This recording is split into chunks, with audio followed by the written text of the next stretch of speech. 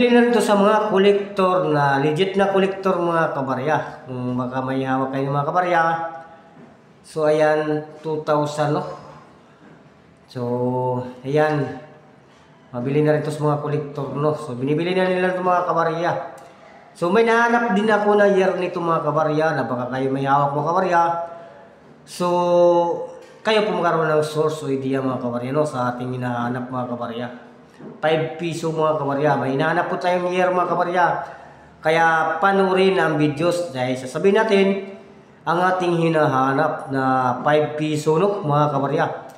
So ayan mga kabarya, ang ating rare na 5 piso 2,000 mga kabarya. So bihira na lang po ito mga kabarya sa sirkulasyon dahil ito ay 0.8% lamang mga kabarya ang ating 2,000 na 5 piso no. So ayan mga kabarya, samahan nyo akong kilatisin ng ating 5 piso na si Emilio Aguinaldo. So ayan si Emilio Aguinaldo mga kabarya, ang ating naka-portrait po sa ating 5 piso no. So siya po ang naka-portrait mga kabarya, si Emilio Aguinaldo mga kabarya. So samahan nyo ang dulo mga kabarya. Baka ikaw na ang may hawak sa aking hinahanap na 5 piso mga kabarya no. So ayan po ang ating 5 piso. So close up lang natin mga kabarya para makita mga kabarya no.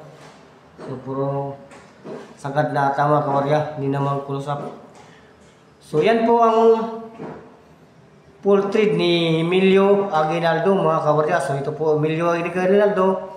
Ito po yung portrait niya no. So 5 piso sa baba mga kabarya. So 2,000 po mga kabarya inilabas ang ating barya. So ito po yung Mint Mart mga kabarya. So ito po nakalagay ang Republika ng Pilipinas.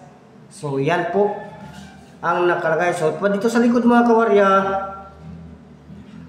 ito po ay nakalagay dito ay Bangko Sentral ng Pilipinas mga kabarya. So 1993 po ginawa ang ating barya.